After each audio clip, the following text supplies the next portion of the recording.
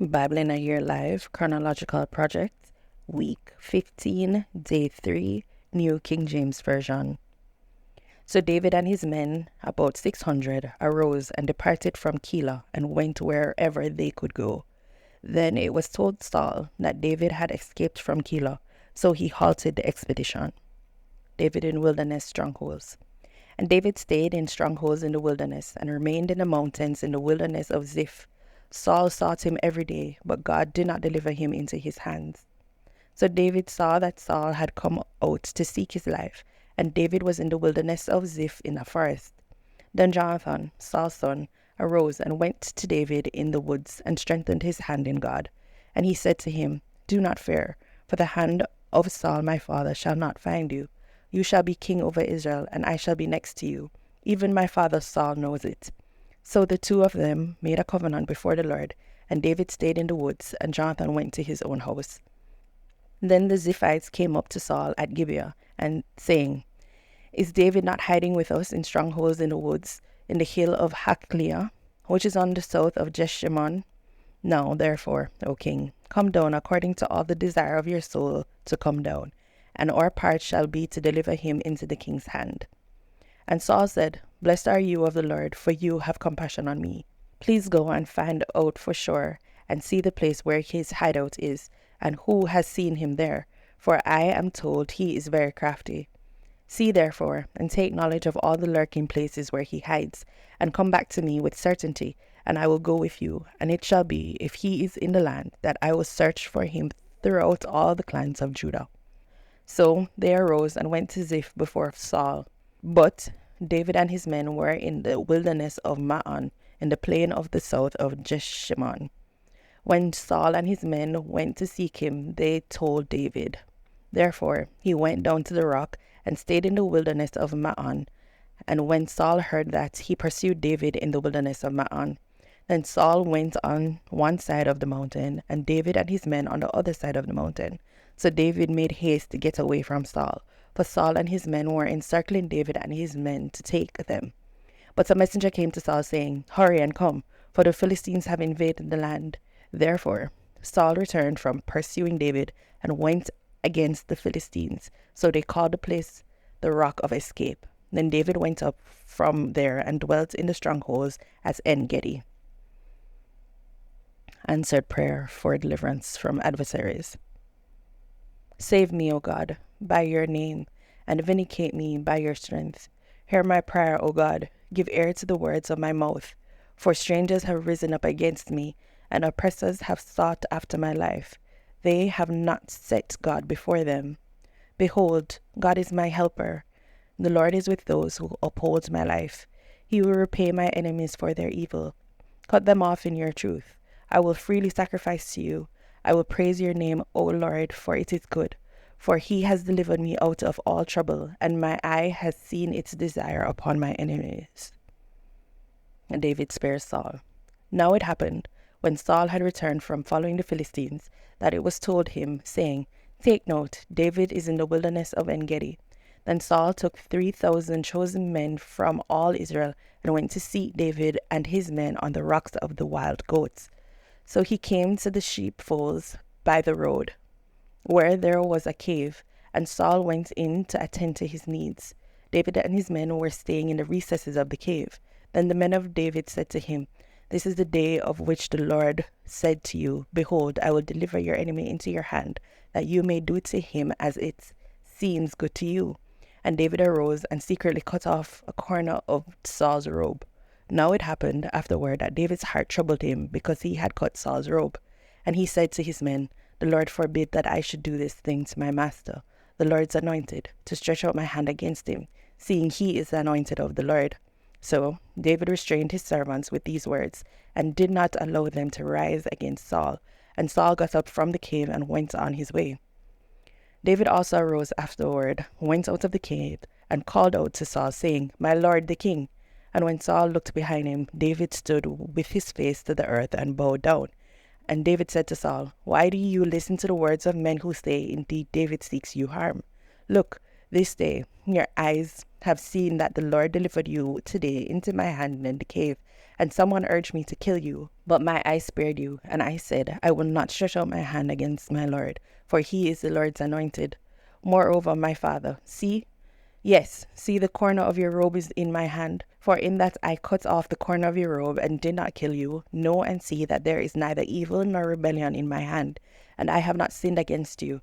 Yet you hunt my life to take it. Let the Lord judge between you and me, and let the Lord avenge me on you. But my hand shall not be against you.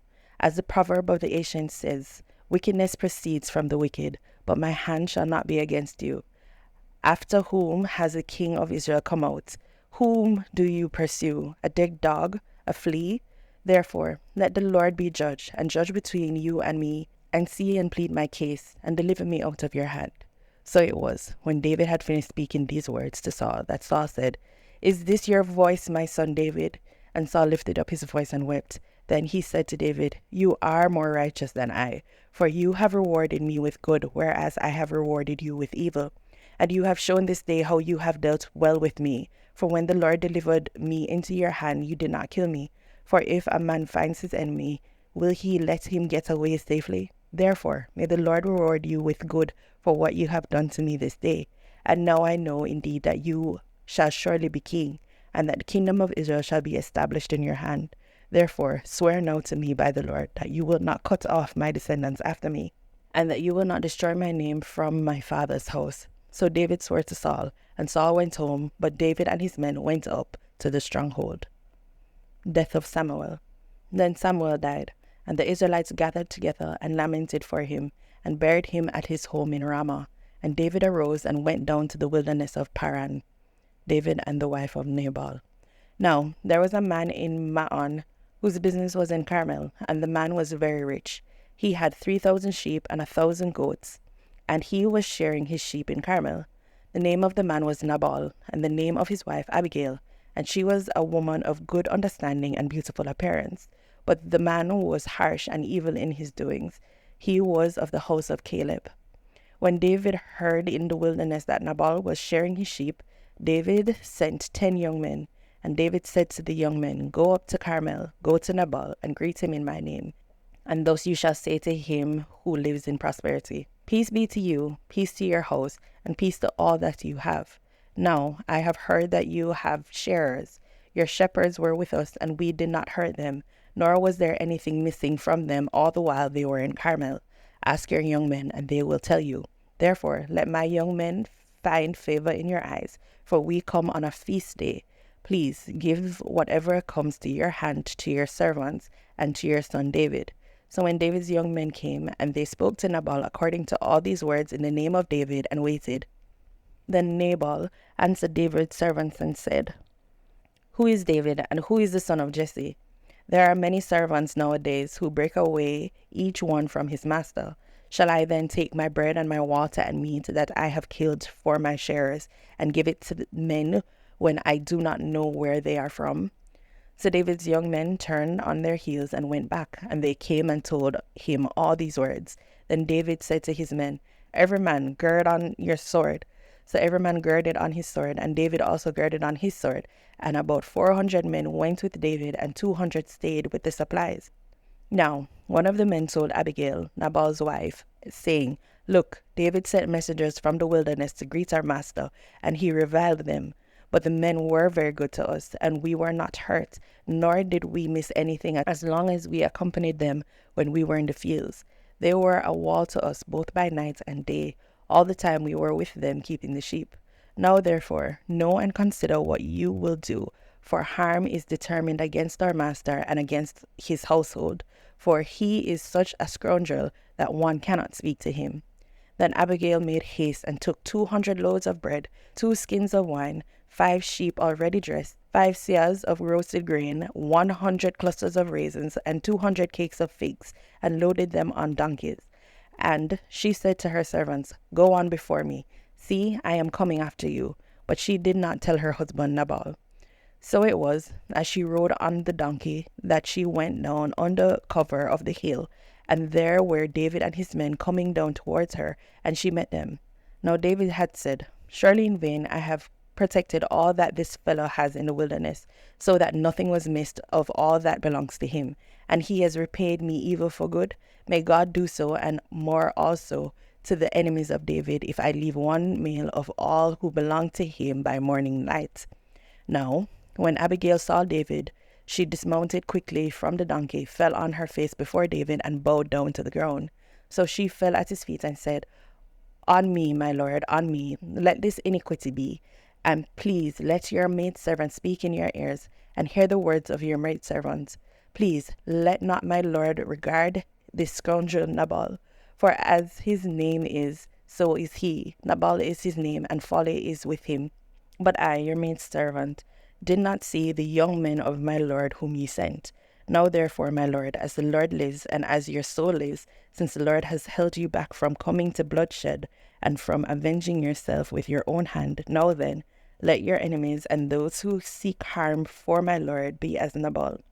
And now this present which your maidservant has brought to my lord, let it be given to the young men who follow you.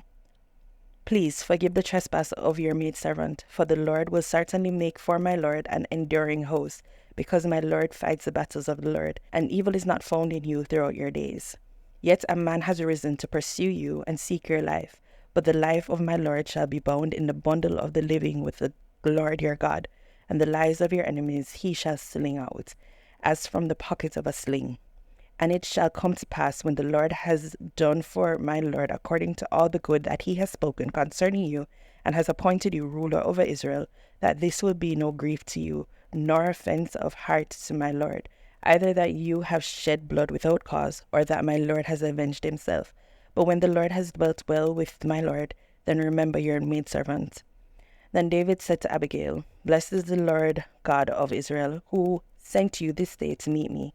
And blessed is your advice, and blessed are you, because you have kept me this day from coming to bloodshed, and from avenging myself with my own hand. For indeed, as the Lord God of Israel lives, who has kept me back from hurting you, unless you had hurried and come to meet me, surely by morning light no males would have been left to Nabal. So David received from her hand what she had brought him, and said to her, Go up in peace to your house. See, I have heeded your voice and respected your person. Now Abigail went to Nabal, and there he was, holding a feast in his house, like the feast of a king. Nabal's heart was merry within him, for he was very drunk. Therefore she told him nothing, little or much, until morning light.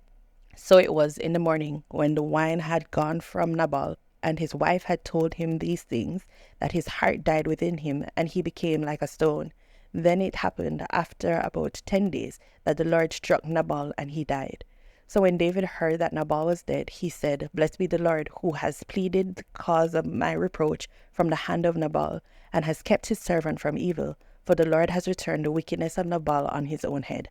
And David sent and proposed to Abigail to take her as his wife. When the servants of David had come to Abigail at Carmel, they spoke to her, saying, David sent us to you to ask you to become his wife. Then she arose, bowed her face to the ground, and said, Here is your maidservant, a servant to wash the feet of the servants of my lord.